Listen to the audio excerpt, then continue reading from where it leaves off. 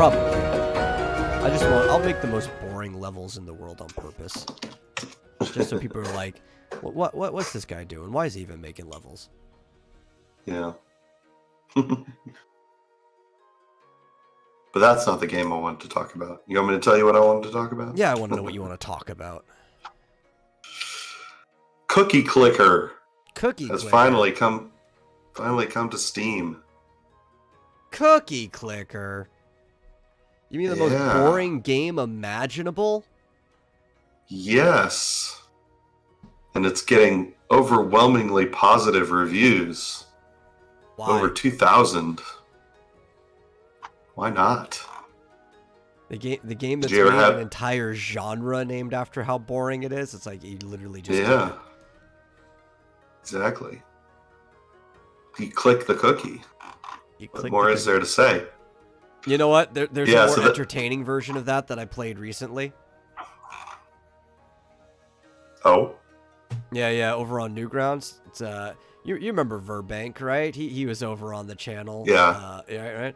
So a buddy of his made Verbank Online, which is literally just a cookie clicker with Verbank's face in the middle and a bunch of pop-ups and and you click it. Yeah. And there's a rhythm that starts with samples of stuff that form. And it's telling you to like quit it, stop, and stuff like that. But it actually creates a rhythm. And and there's like a high scoreboard too. I was the high score at one point in time with like just under 100,000 clicks. But then somebody without a life decided to beat me. So it's like, aw, I wanted to be Verbank's biggest fan. Can you go and click some more? Or well, it resets every time, so you'd have to start from the beginning. It's like, I don't feel like doing like 100,000 clicks again. Oh, God. I barely felt like doing it the first time. So the comments on it are kind of hilarious. There's one that just says, click cookie. One that says, help me. These are all recommends, by the way, overwhelmingly positive. One comment says, bruh. One comment says, cookie. Another comment says, the wife left. Probably because of clicking cookies. Probably. Like, I'll be honest, if you spent all day on a cookie clicker once, that's excusable. If you do it more than once, though, I'm probably leaving you too. Mm-hmm. The person says, the cookies are crumbling like the last shreds of my remaining sanity. Well, I don't know. Who knew that the incredibly popular mobile game would eventually come to Steam? There's a lot of incredibly popular mobile games that have come to Steam. Personally, though, none of the ones I like ever come to Steam. Well, one did. One came to Steam. One came. That I liked. What's that? And that was the Mobius Final Fantasy. Too bad they're not running the server anymore. But it was cool because you used there was like a data link code, so you could just continue your save file from the phone. And I much preferred playing that on my computer than I ever did on my phone. Yeah. Well, another game came to Steam. That came yesterday, so that's yesterday's news. You know what game came to Steam today? No idea. Bravely Default 2. Oh, nice. I've already played it, though. Which I know. But we talked about that. The fact that that's a big surprise, because we thought it would be a Switch exclusive. Yeah, let me go add it to my possibly forever. Oh, really? Well, you know, if it's like, but if there's like a winter sale or something and it's like ridiculously off, I wouldn't mind blowing almost no amount of money to have it on my computer. Yeah. Well, it's currently 10% off. That's not enough. Yeah. And if it goes like 60% off, sure. Okay. I have Octopath Traveler on my wish list as well for that exact same reason. Even though I don't own Octopath. Yep. That's a surprise. And we're 6 days away from the Final Fantasy IV Pixel Remaster release. Oh, Joshua put a cookie in the chat. Yep.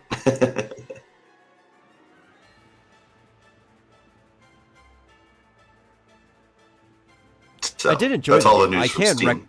I can recommend it to anybody who wants to play it that happens to like Final Fantasy games. I would say you have to like that type of old school Final Fantasy game to enjoy it. It is a turn-based game, and it is very much Final Fantasy. But if you like that type of game, you should play it. You don't even have to play the first one to get it. The stories aren't connected. The worlds don't even function the same. Just the gameplay is very similar, but with added stuff. It's a standalone title, much like how Final Fantasy usually is, where it's like you don't have to play any previous Final Fantasy to enjoy one of a different number. You're talking about Mobius? No, Bravely Default. Oh. Right? Like, Bravely Default 1 has a direct sequel called Bravely Second, but you don't have to play either of those to enjoy Bravely Default 2 at all. It's a standalone title. Mobius Final. What is Mobius? I never played Mobius. It is Final. a defunct game. Yes, it was it was like a mobile game, so you had to always be connected to the server. But it was really fun. Had a like there was multiplayer stuff to do, but very few, like raid bosses and stuff. Other than that, it was just like a very single player oriented game where it was gacha, but all the gacha was collecting like cards that would be spells for your character. Other than that, you only had the character, which was Wall, the Warrior of Light, and you played through the game.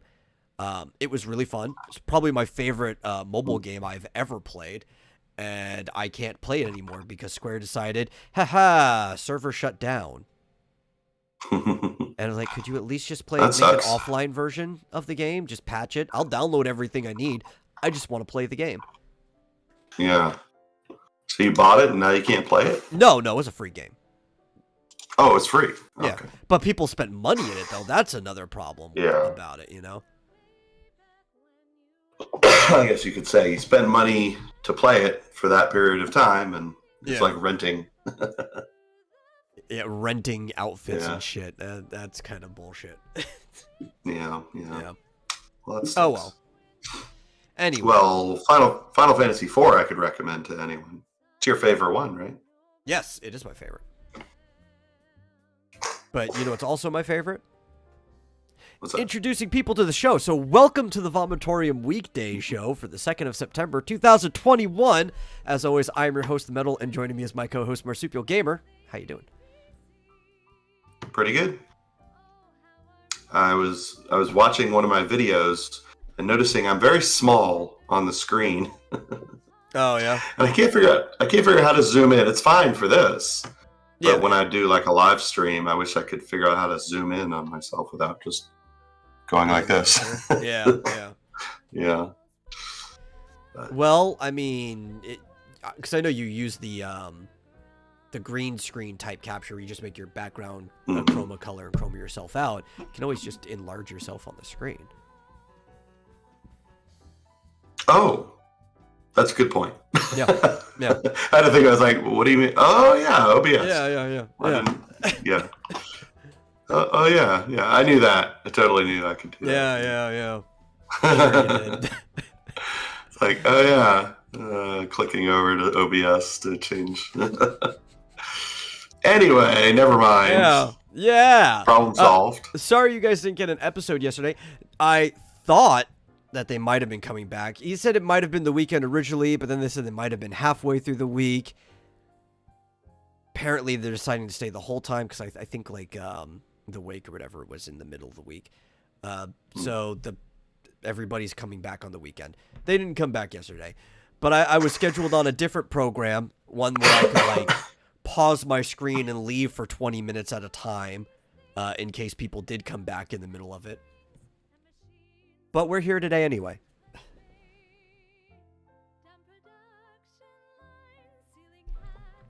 No idea how the weekend's looking right now. I'll let you guys know.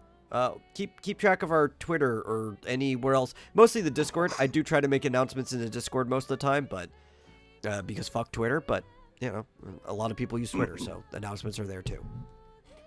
Yeah. But today, well, I don't know. I've got some things to talk about, but was there anything you wanted to talk about first? No, other just than cookie clicker. Just a cookie clicker. Okay. Well, you sent something that looked interesting. I don't know if you were Yes, going that to is talk one of the about things that. I have up. And recently, we've been talking about Pokemon quite a bit. Happens periodically, especially because you keep trying to get into Pokemon. Hopefully, you're playing one of the better games now. So I'm still listening. I can still hear you, but I'll be right back. Okay, but recently we were talking about some of my favorite Pokemon media, Pokemon Origins and Pokemon Evolution. Pokemon Evolution, we're talking about Pokemon Generations, which are two series you can watch on Pokemon TV, the latter of which was on YouTube. You can still watch that for free. But now they're adding Pokemon Evolutions, which is a series that will start in Galar. It looks like it's by the same studio. It's got the same level of animation. It doesn't look like it's cramped by characters like Satoshi or Satori. I forget what his fucking name is, but fucking Ash Ketchum. It is the actual game characters. It'll start in Galar with a thing called The Champion coming out the 9th. So I believe that is next week. Yeah. It'll be next Thursday. So this time next week. And then after that, there'll be 7 more parts of the series. Where is it going to be on, though? Let me look. Hopefully, it'll be on either Pokemon TV and also on their YouTube channel like Generations was. I liked that Generations was uploaded to YouTube so everybody could watch it when they were available. Mm-hmm. I'm leaning towards that because there was also another thing that was game-only related. Like, it was actual in-game universe. It was like Twilight Wing, I think was the name of it. And it was a short series involving in Galar. So it was tied to Sword and Shield. Mm-hmm. After that, they're going to go in reverse order of when the regions came up. So there'll be something going on. Oh. On the 23rd, the eclipse will take place in the Alola region. So that's basically Hawaii. October 7th, we'll get the Vision, which takes place in Kalos. 21st, it'll be the Plan, which is in the Unova region. December 2nd, the Revival, which is Sinnoh. 9th, the Wish, which is Hoenn, which I'm guessing has to do with Jirachi. December 16th, the Show, which will be in Johto. And the 23rd will be the Quest, which will be back in Kanto. 2 days before Christmas. Yep. So one of them actually comes out on my birthday, so that's cool. Oh, which one is that? The Sinnoh one, the rival. Oh, nice. Yeah. I think these are all Thursdays. I wasn't aware my birthday was on a Thursday this year. Let me look. So I just watched Pokemon Origins. Is that what it's called? Origins. Yeah, I watched all the episodes. And what do I need to watch a different one, the original Evolutions or something before I watch this? Generations is the other one. So Generations also takes place in the game canon, and it just shows you little snippets of the story from various games in the timeline. Some of them are only like 2.5 minutes. I think they can go up to 15 minutes long. Episode 3 is my favorite one. That's the one where Green fights the Elite Four. Oh. And is that on the Pokemon channel? Yes, that is also on Pokemon TV. But for those who don't have a Switch and don't have access to Pokemon TV, which I believe there's a mobile app for it too, because Pokemon TV is a pretty old thing. It's been on, or like advertised on the Pokemon.com for a long time. Mostly for tablets and stuff. I just wasn't aware it had things like Origins or the trading card competitions on it. But if you don't have access to Pokemon TV, all of Generations was on YouTube, on the Pokemon channel. Yeah. So you can just go and look at that. This is going to be on YouTube, too. Yes. From what it's saying at the bottom, I did find it. It says on the official Pokemon YouTube channel or the Pokemon TV app. So it will be on both. It is confirmed. Cool.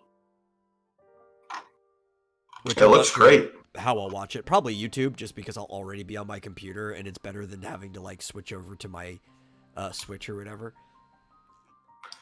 Yeah, you want me to put it up on the screen real quick? Yeah, if you want.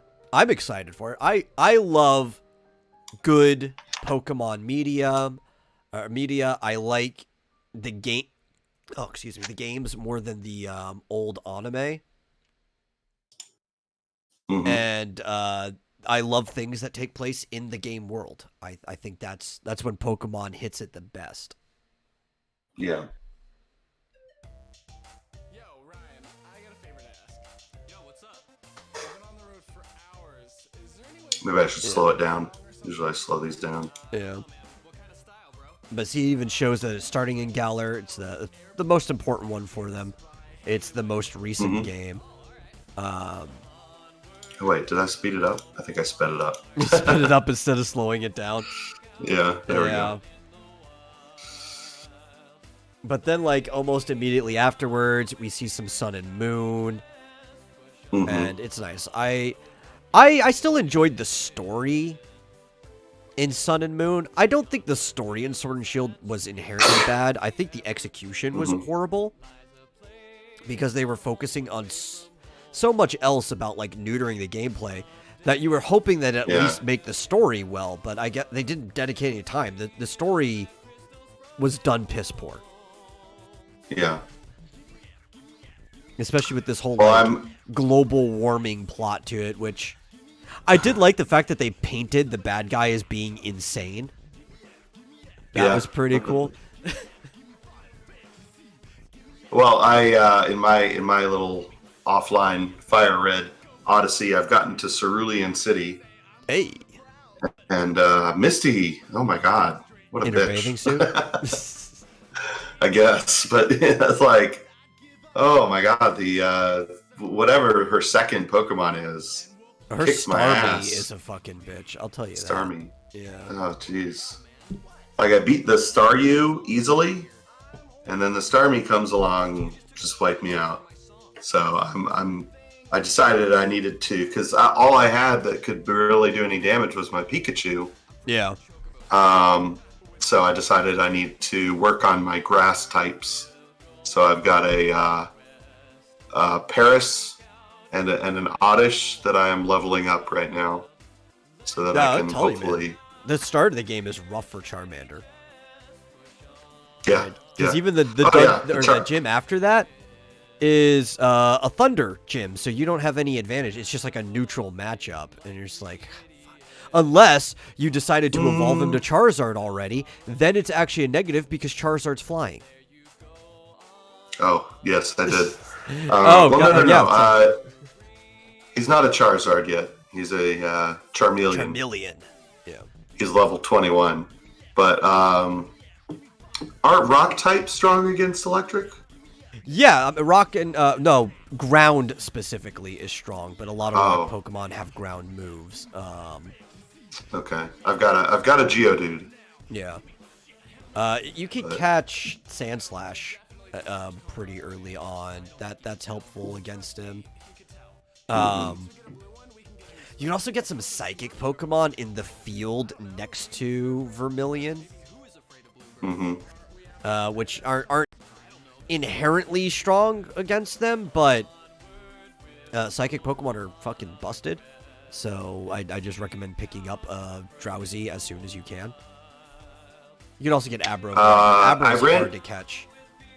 Yeah, I ran into an Abra and he ran away. Cast teleport or whatever. You ran into him north of Cerulean on the way to Bill's place, right? Yeah. Yep. Exactly. Yeah, basically there's two ways to catch Abra.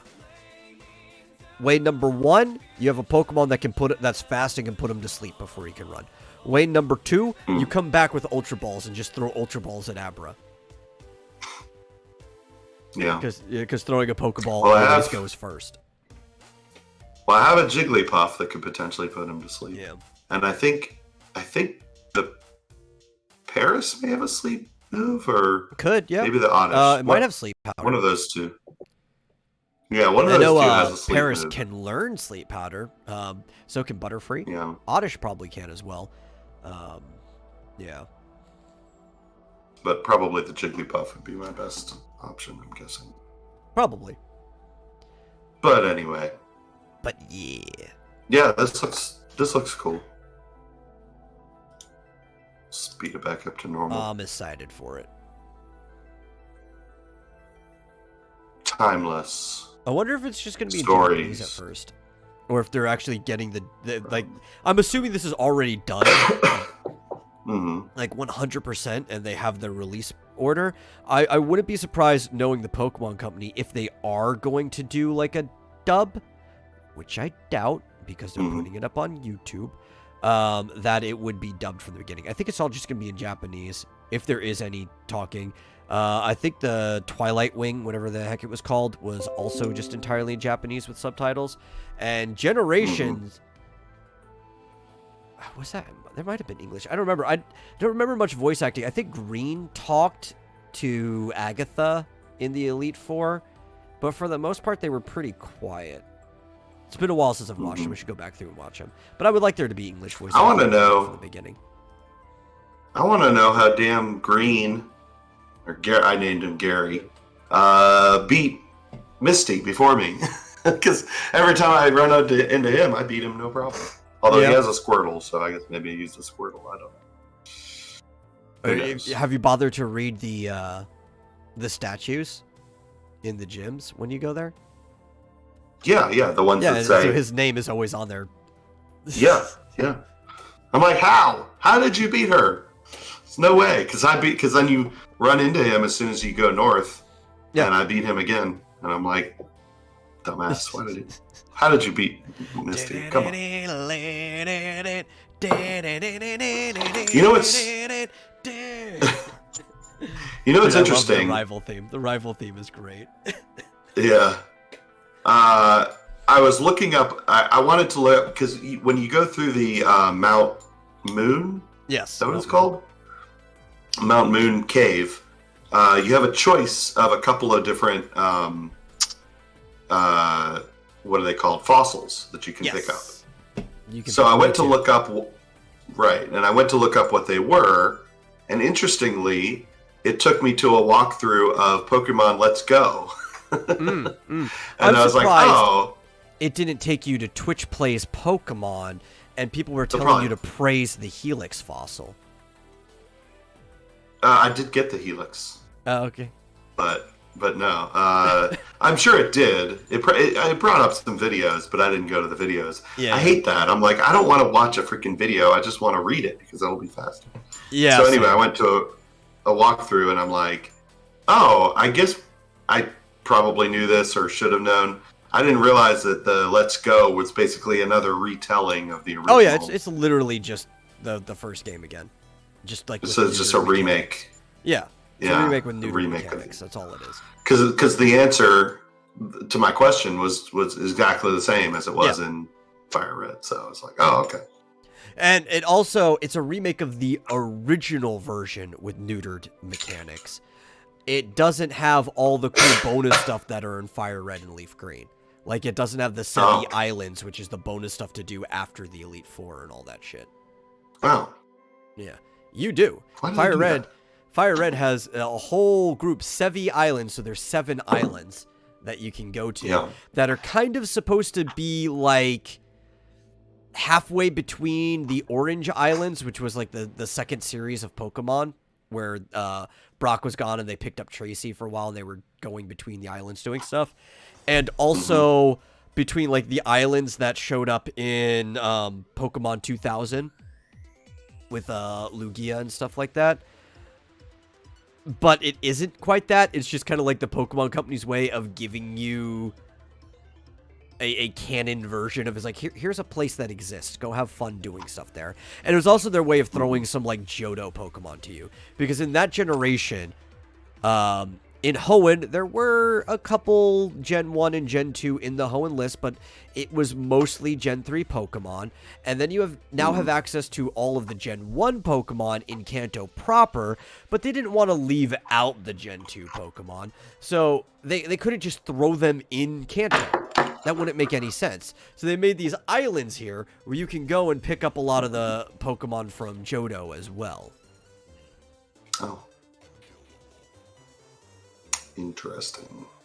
It's fun. There's like a whole little like battle tower, and it's kind of like the Emerald Battle Frontier is kind of scattered throughout the islands. There's a bunch of like little just fun things to do there. Mm-hmm. Well, I have to say this little, wherever it is, that's over there. My little Retroid Pocket. It's cool, but my one problem with it is the placement of the start and select buttons. Like on a Switch, like on the Joy-Cons, the plus and minus buttons are up above, like in the middle, which is perfect. Problem with this one is it has a home button and then select and start. And if you're not careful and you hit the home button, it closes your app and takes you back to the home screen. Plus, it's hard to reach when I'm like, I gotta press start, because I think it was I don't know what I was playing. I was playing something where I needed to quickly press start, and it's like I can't reach over with my finger, so no, go away. It's way over on the left. Go. This dog is up my butt. Dude, it's starting to piss me off, right? Okay. So this dog's circadian rhythm is completely fucked, just altogether, because his owners are gone, and anxiety and shit. So like, he's supposed to get fed dinner at 5 o'clock every single day. Little allowance beforehand, like there's a time range, but basically 5 o'clock every day. Is asking me for dinner at 3 o'clock every single day and won't stop whining until he gets it. I still don't feed him until 5, but he just keeps wanting to go out and come in expecting the food to be here when he comes back inside and stuff, and it's just whining nonstop from 3 to 5. And then after he's done eating, like this greedy little dog looks at me like he wants more food. I'm like, no, that's the exact amount that you get every fucking day. And now he wants out like every half hour. But I saw him go. I know he doesn't need to go. I saw him go. And he's just... I try to give him enough attention, but no amount of attention is enough because his owners kind of spoil him. Right? Yeah. And he kind of like sits there cuddled up to somebody's lap like 24/7 basically. Or not exactly, because people at work and blah blah blah, but like the entire time that somebody's home, he's there like curled up on their lap. And it's like, dog, dude, get real. I try to give you attention. I give you as much as I can, but I'm not that person. I can't give you endless attention. Especially the more and more this goes on. Like, it was fine for the first week when I was like only having to do this for a week, right? I had more than enough energy to give the dogs for the first week, but I have other things to do, and I'm going on to I think like week 3 now. And it's like I'm still trying to be nice to the dog. I'm watching you. I'm doing what I'm supposed to, but I just don't have that much like emotional energy to give to an animal after 3 weeks. Yeah. Oy. Anyway. I understand. You want to find something that's weird? Sure. No, you say what you were going to say. We can get back to it. I was going to say, it's hard enough for me to take care of 2 ferrets for several months. Yeah. Ferrets don't even need a lot of attention. I know. Especially when there's 2 of them, they can play together. But there's 2 dogs. But they don't want attention from each other. They only want attention from people. Yeah. That's why I like cats better. I mean, cats, they need some loving, but for the most part, they just want to, like, fuck off and do their own thing. Yeah.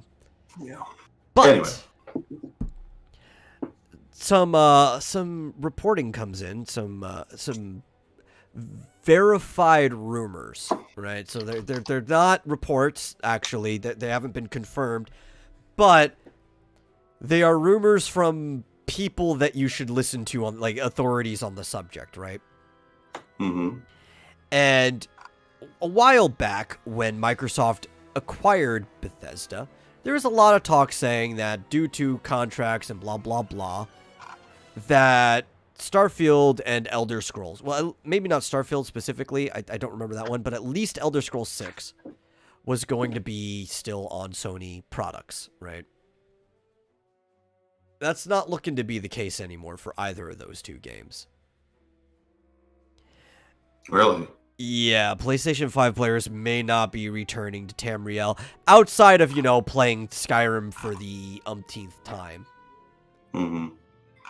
But I mean, it looks like it's going to be an Xbox exclusive. Elder Scrolls 6, have they even started? It's unclear whether they've even started development on it. No, they're in development. I don't know if they're in the programming phase, but they are in development. Most of programming stuff, engine-related stuff, that's all on Starfield at the moment. But it's not like they don't have teams that are, because there's a lot of work that goes in the games. You've played them. There's thousands of dialogue lines between all of the NPCs in the game and stuff like that. They're in development of the game. Mm-hmm. Whether they're at the point that people want them to be, where they're actually sitting down, coding things, running models through the system, and testing how the physics interacts with each other and everything, they're probably not there, because all of that, I think it's the same team too. They're busy on Starfield, but the creative side that is doing all the art, planning the story and stuff, they're working on shit. Yeah. Yeah. Well, that's not too surprising, but Starfield is. Yeah. Because I would have guessed they were already. They have to be in some type of. Yeah, they have to be in some type of testing phase. I don't know to what extent. Yeah. Hopefully, like I said, Microsoft has a true bug testing team that they're forcing them to go through, because Bethesda really hasn't for a while. But they have to be in some type of testing phase right now, I would assume. There has to be an alpha build of the game that they're doing stuff in. Yeah, it's just I guess nowadays there isn't a whole lot of extra tweaking that you have to do for different platforms, because these frameworks just kind of export to Xbox or export to PlayStation. Yeah. For the most part. Because you understand how Unity and Unreal work. A lot of these people specifically make their personal engines, when they do use something other than those two, to function in the same way, to where it's we can make the game and then we can just port it out using the engine. We don't have to actually go through all this stuff, even though realistically they do have to do some tweaking, because they're stupid and they end up having to do back-end tweaking to fix console specific glitches later on. But they don't care. They just want to get it through the launch window. That's the important part. Yeah, and I think these engines allow you to say, here's code for when you export to Xbox, and here's, But it is surprising to me, because I would assume that they've already been working under the assumption that it was going to come out for PlayStation. Yeah, but apparently there was a exchange of tweets between verified users that actually matter in this case. Programmers, people who work at Bethesda and Microsoft and things like that. And apparently there was a tweet that even said that Starfield is not going to PS5. And at least not on launch. And Elder Scrolls 6 is planned as an Xbox exclusive as well. Yeah, that's not too surprising. Yeah. Well, those are system sellers, potentially. I don't know about Starfield. I guess maybe. So, from other rumors I've been hearing, though, I don't even think it's because Microsoft is trying to be greedy about it, right? Or trying to think of only their best interest in that regard. Because Microsoft historically has always been about timed exclusives, because they understand the launch window is the most important part of a game sale. 90% of game sales, for most games, there's some that trickle on forever. You could probably even guarantee that most of Skyrim sales were not in its launch window, but how many times have they relaunched, right? But for most games, 90% of sales will be within the first month or two of the game's release. They know that. That's why they've always just mostly done timed exclusive and not console exclusive.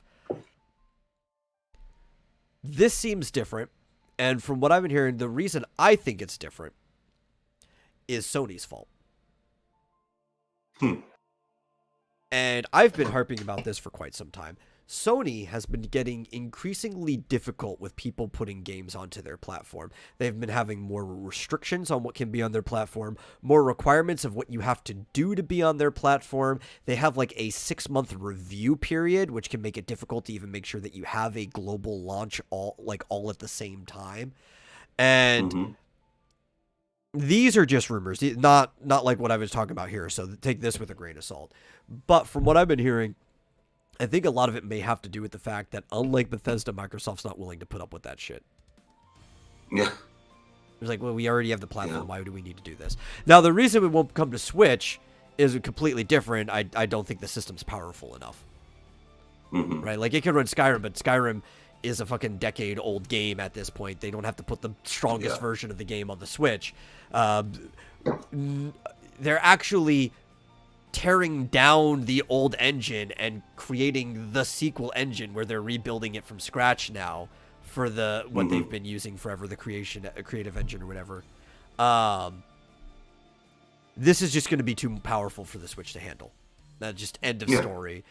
So we're not surprised by that one at all. It's the PlayStation one that surprises people, and I'm not that surprised with the way that Sony's been handling shit. Well, I mean, by the time Elder Scrolls 6 comes out, there'll probably be some successor to the Switch. Yeah, maybe. Somewhere. Hopefully. I would hope. Because we'll be past the Switch's normal life cycle by then, or like a Nintendo system's normal life cycle. Yeah.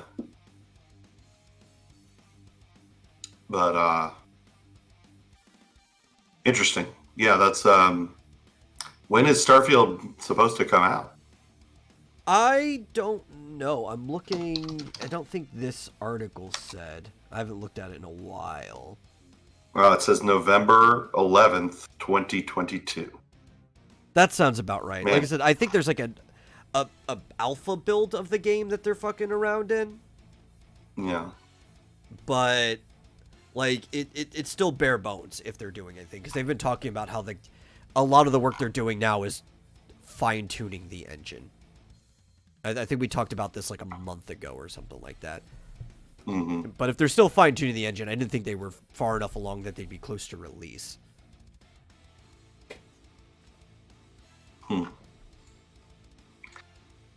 Yeah, Bethesda forced to clarify that Starfield still isn't coming. Like, was it never coming to the PS5? Yeah, well, because at first, before Microsoft acquired it, it was going to be like an Xbox thing, but everybody assumed it was just going to be a timed exclusive. Oh, I see.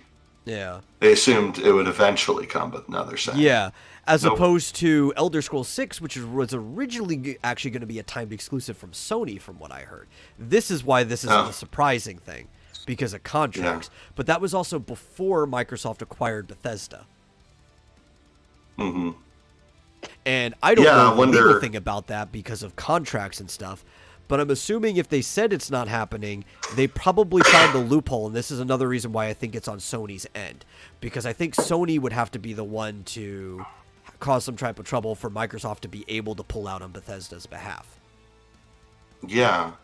Well, I'm surprised that they had a contract for a game that may not come out for another 3 or 4 years. Yeah. For all I know, it probably wasn't even a hard contract. Like, sometimes people just say things verbally, like, okay, this is our plan of what we're going to do. Yeah. Until you get in writing, it doesn't really matter, though. Yeah, and then you just got to wonder. Well, I mean, a contract is a contract where, you know, if they had... what I was thinking is, you know, could they get around it by doing things like making the game unacceptable to Sony, like... You know, maybe the boobs are too big or something, you know. Who knows? But I would think they still, if they had a contract, they still wouldn't be able to release it only on Xbox. Yeah. So the fact that they are tells me they probably didn't have a hard contract. Yeah, I'm assuming it's either that or there was some exception that they were able to jump through. Yeah, or Microsoft just paid to get out of it. Maybe. Yeah, they have enough money. There's always that. But that, you know, that might also sometimes, you know, a lot of contracts like that will have like a, like the equivalent of settling out of court before you even have to take it to court is like, we'll leave this monetary value in here to leave the contract. Yeah. Or maybe it said it's null and void if we get acquired. Maybe. Who knows? Microsoft's like, yeah, I'll just buy the contract. I don't care. Yeah, exactly. They just bought Bethesda for how much? Yeah. I don't know. Probably more than Bethesda is actually worth on paper, but not how much it's worth in speculation, right? Knowing how many games and properties and stuff they own that will be coming out. I mean, it definitely was worth it, looking at the power play. It's just, it's more worth it in potential than what the company actually has. Yeah. Speaking of speculation. Oh, I do like speculation. What are we looking at? The best known copy of Spider-Man's debut spun a new pre-auction record. And guess who the auction house was? Oh, that bullshit one we were talking about. Heritage Auctions. And I didn't even understand. It's a pre-auction? I mean, it's so shady. Yeah. It sounds so shady to me. To say, okay, it's hit $2.82 million.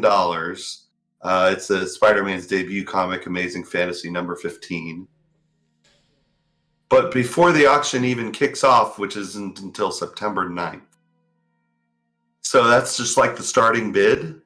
And it's like, okay, who's bidding this up? Here's the thing. That is a lot less surprising than, say, these video...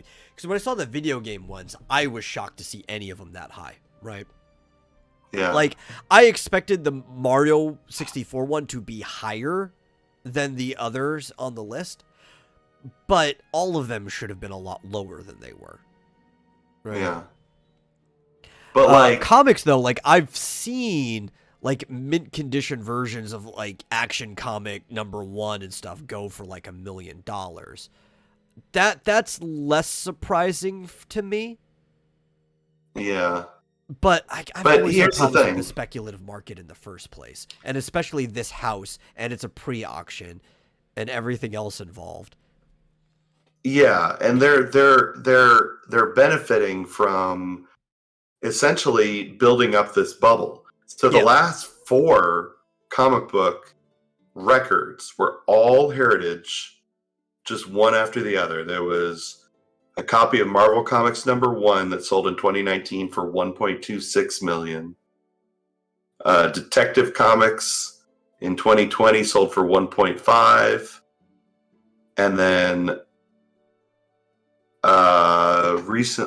in January, Batman #1 sold for $2.22 million. So they just keep going up and up and up, and they're pumping up this bubble. Well, and like Heritage has been around for a while. I wouldn't even be surprised if I were to roll back the clock when I saw that Action Comics go for just about $1 million. If that was also Heritage, just further back in time.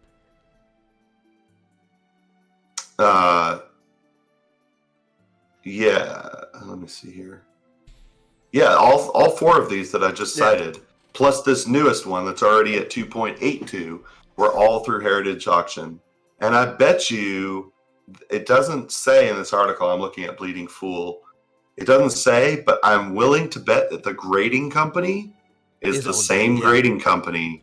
Or that's owned by the same people. Subsidiary of it or something like that. Like they might have a specific comic name for the that division of the grading company and for the gaming or whatever.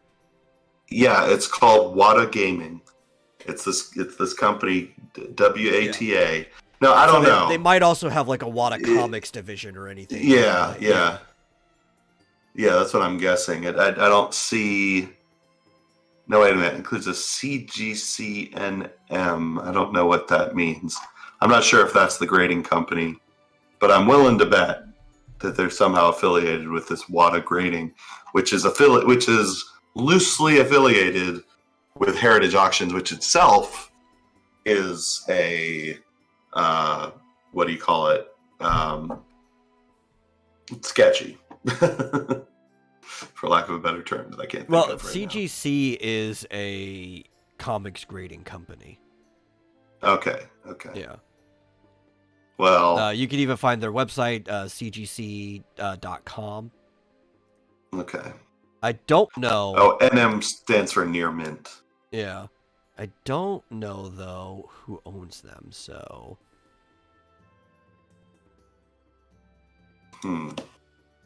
Well, I actually forwarded this article on Bleeding Fool to Carl Jobst on Twitter. I don't know how many DMs he gets, but I forwarded it to him because he was the one who did the video on WADA Gaming and Heritage.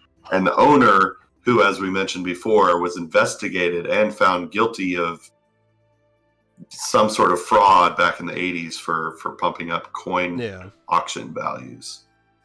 The CGC is the Certified Guaranteed Company. It's an LLC that is part of, let's see, 1, 2, 3, 4, 5, 6, 7, 8, 9 different small organizations. So, like, there's a parent company and then the subsidiaries that are all about certifying collectibles and stuff, including trading cards. I think this is actually the legit organization, so that part might actually be true when it comes to that. Because these aren't graded like 9.8. It seemed like all of those games, the grading was like inflated, like to 9.8, which is essentially the best you can possibly ever hope for. And these ones are like 9.4. Some of them are like 9.6. So it's a bit less sketchy as far as the grading is concerned. But yeah, you're right. They are a member of a bunch of different collectibles group, or they're a member of a collectibles group. I have their website up. They have like all the other sister organizations within the company on the bottom. Yeah, but you never know. It all seems very sketchy for just. These values keep going up and up and up and up so quickly over the last 2 years. It's like, and all related to this one auction house. And I've always had problems with the speculator market in the first place. Like, even going back to like the 90s when I learned about it, I had issues with it. I didn't know about this particular auction house or a lot of the stuff going on, but there's always something that just didn't seem right. Because, like, as I was getting older, and I would talk to my dad about this stuff, and I would go to his work with him, and he would start breaking down economics to me. And even then in high school later on in the aughts, when I'm learning economics, I'm like, supply and demand, market pull, all that stuff is fine and dandy, but something about like how big these pulls get for certain things that aren't even inherently rare just doesn't sit right. Like there's got to be some fudging that's causing this to be more valuable than it actually is. Yeah, and it's friends of friends, all these rich buddies that like bid them up, artificially, and then they end up getting together in a group to bid them up, and then hoping that somebody else outbids them so that they, it's all. I think there are laws like. I'm pretty sure that the 1914 FTC law that created the FTC has rules against this sort of stuff. Probably. And I hope that they clear market manipulation. Yeah. Like cut and dry. Seems to me. At least with the video game auctions that are just conspiratorial ridiculous. Market manipulation. If you've got people planning together to drive up the price of something, that is a conspiracy. That is literally the definition of a conspiracy. They are conspiring to do it. Yeah. But, even when this guy got busted in the 80s, I think the total fine was like $1.2 million, and it's like, which is nothing. That was probably pocket change for him. So it's like, I don't know. I guess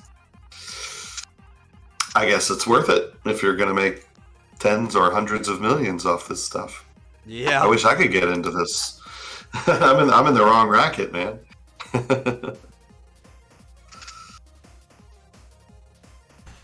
Yeah. And speaking of racket, I have another thing, but I don't know if you wanted to bring up the topic. No, I mean, the only thing that I had to bring up was talking about Twitch's viewership declines yesterday, but if you've got something interesting, we could talk about that, or is that what you want to talk about? It's related, very closely related. Here, you could bring it up then. Well, I was going to talk about the fact that there are a lot of game streamers that have recently signed exclusive contracts with YouTube.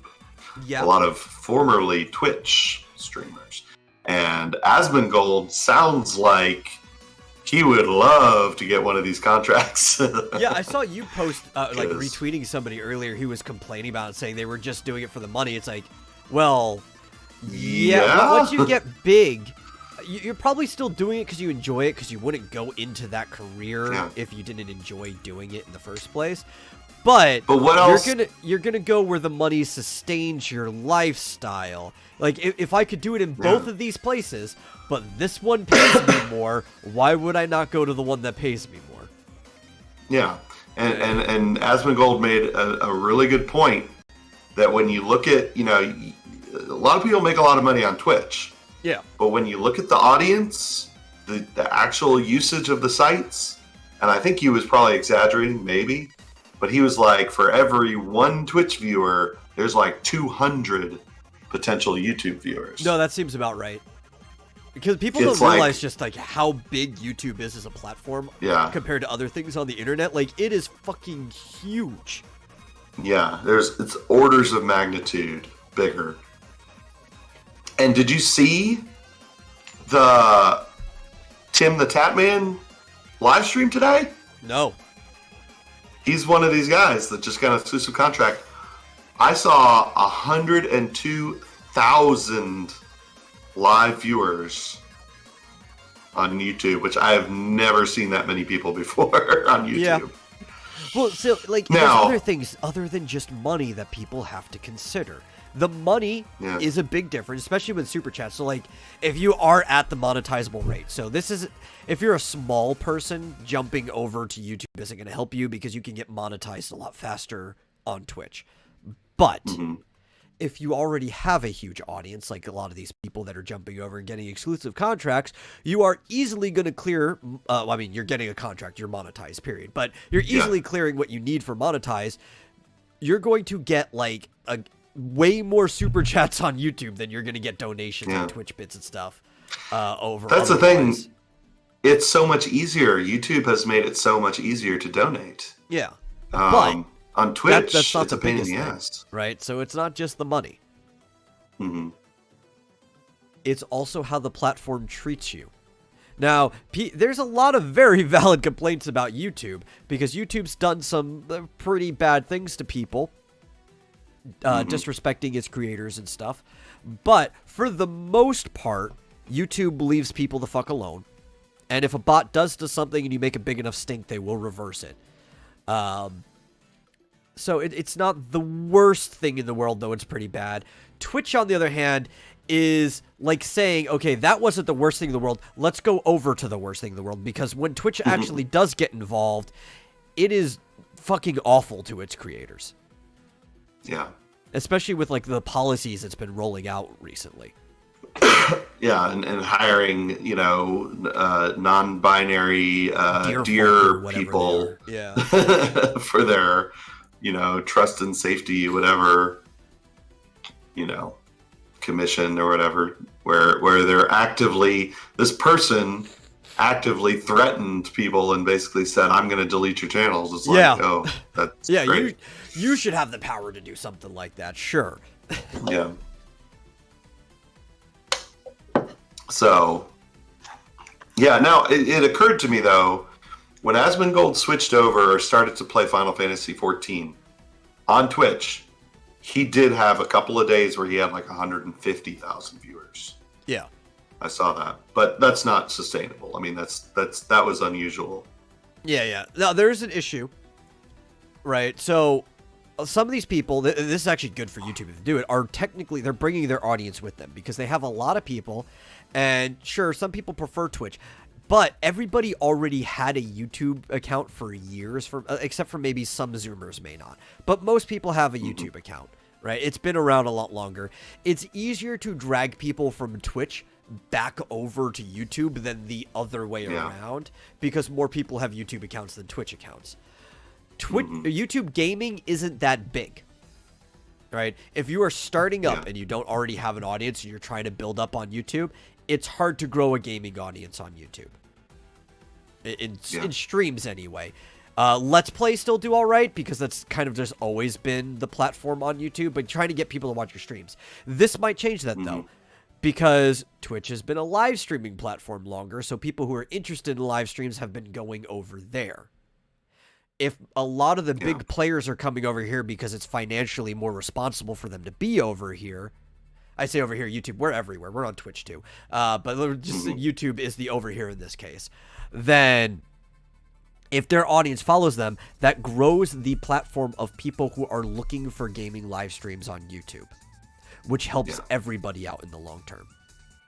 And this could and one of the big advantages of YouTube and why it's such a huge audience is because they're not just gaming. And Twitch isn't either, but they have a reputation of being just a gaming platform. And YouTube is just everything. Yeah. From, commentary to cat videos to everything, So. Like, you don't need a special category to have a hot tub stream on YouTube. Like, all you have to do is make sure it's properly rated. I mean, most of the time you're not even gonna get flagged. Frankly, if you don't. But if you put the 18+ restriction on it, nobody's gonna bother you for doing a hot tub stream on YouTube, at all. I know. Yeah. I'm kind of surprised that some of these Twitch streamers, Amaranth and whatever, Foxy something or other, why don't they just switch to YouTube? They totally probably could. Because they're just used to Twitch. I don't know. Because they would not get hassled.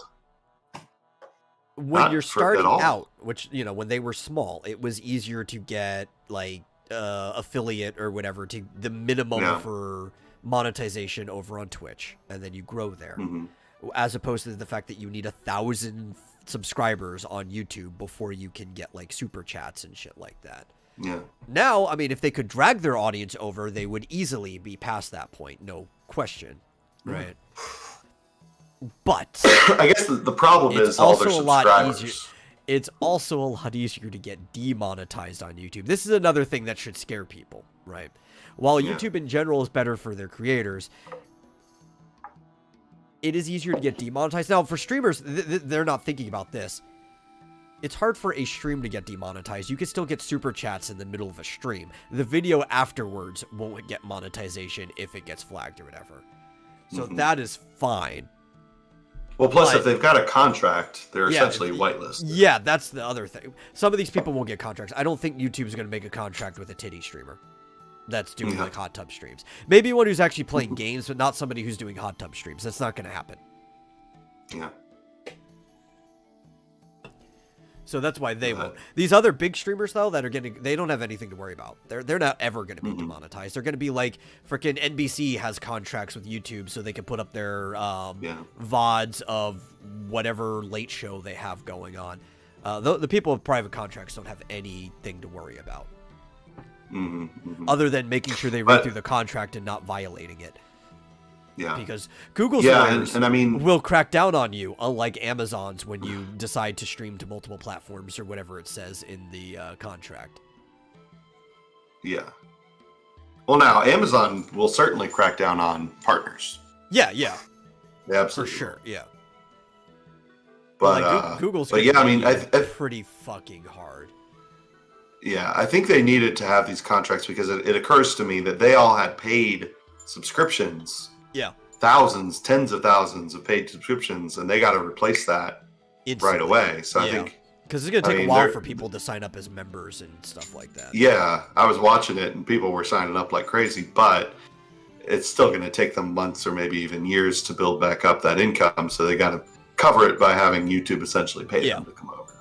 No, especially like some of these people live in like LA and really expensive places that it's like, well, the mortgage on their house, if they have a house, is probably $1 million, and it's only a 3-bedroom house. It's just in an area where the mortgage is $1 million. They need to make sure that they're getting their money. I mean, hell, if I made that much money, I'd probably move to California too. Yeah, it's like it's a nice place to live if you don't have to worry about money. Probably like $2,000 on their mortgage to make sure that they keep up with it.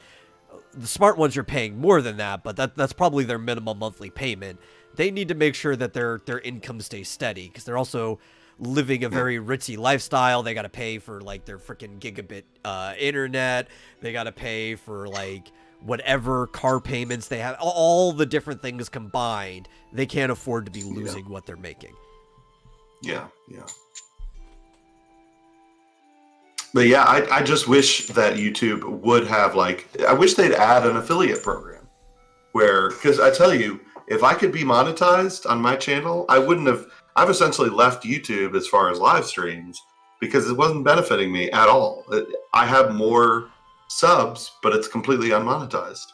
I don't like the idea of like a tiered monetization, like how Twitch has the affiliate and then the partner and stuff like that. Except in the case, there's one benefit that comes to it, and that's added security of being a higher tier. And if that was like strictly the reason for having higher tiers, it's like, oh, well, we'll increase your ad revenue as the security of our relationship increases. I'm okay with that. I am. Yeah. My thing is, I think something. They don't need to add a lower tier for monetization. They just need to rework monetization to not be fucking stupid. You shouldn't need 1,000 subscribers to it. I understand why they did it, because the whole point was to get out like the bots and spammers and stuff, and like the 24-hour streams, which are easy to demonetize anyway, but it's like for the first month before they get caught and stuff. Yeah. They did it to make sure that the scammers got weeded out. But there are other ways of doing that, right? Well, yeah, I mean, if they could just, and I know we're going a little bit over, but if they could just like maybe not have either give you one thing or the other, either allow super chats or give you the join button.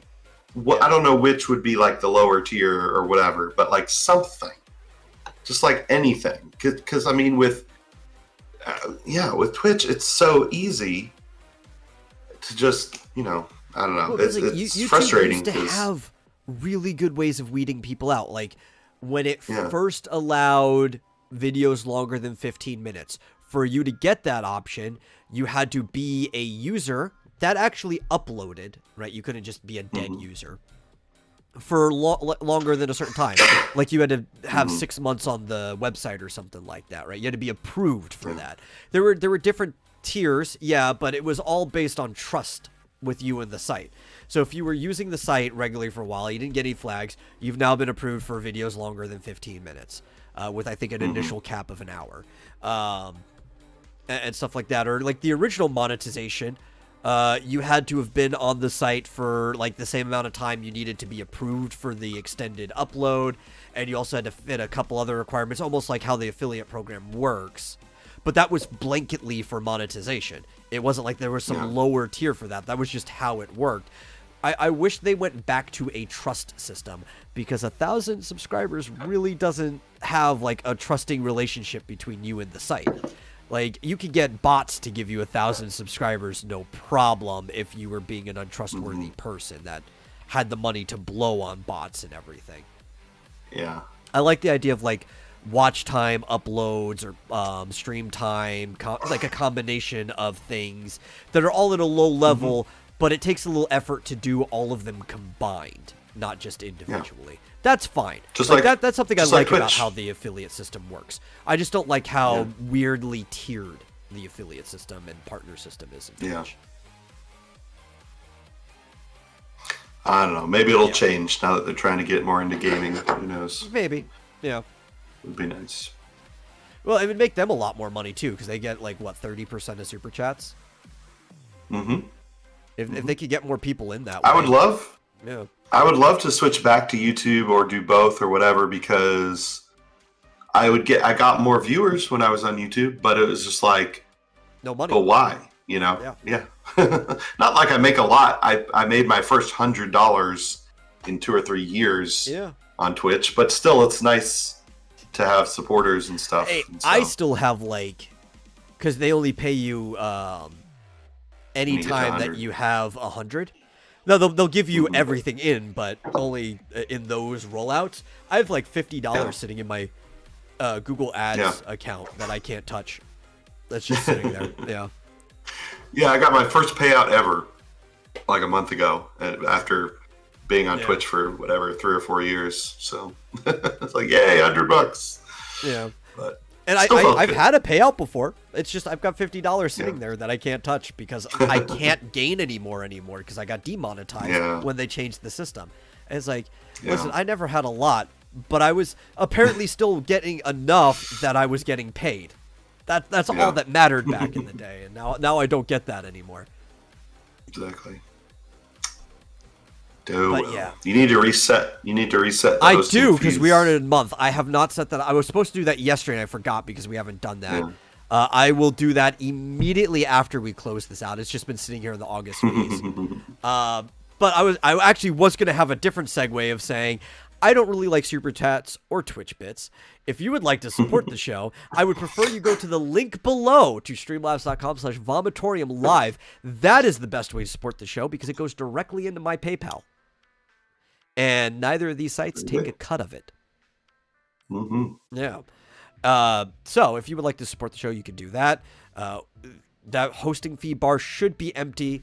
It is September now. We are in a new section.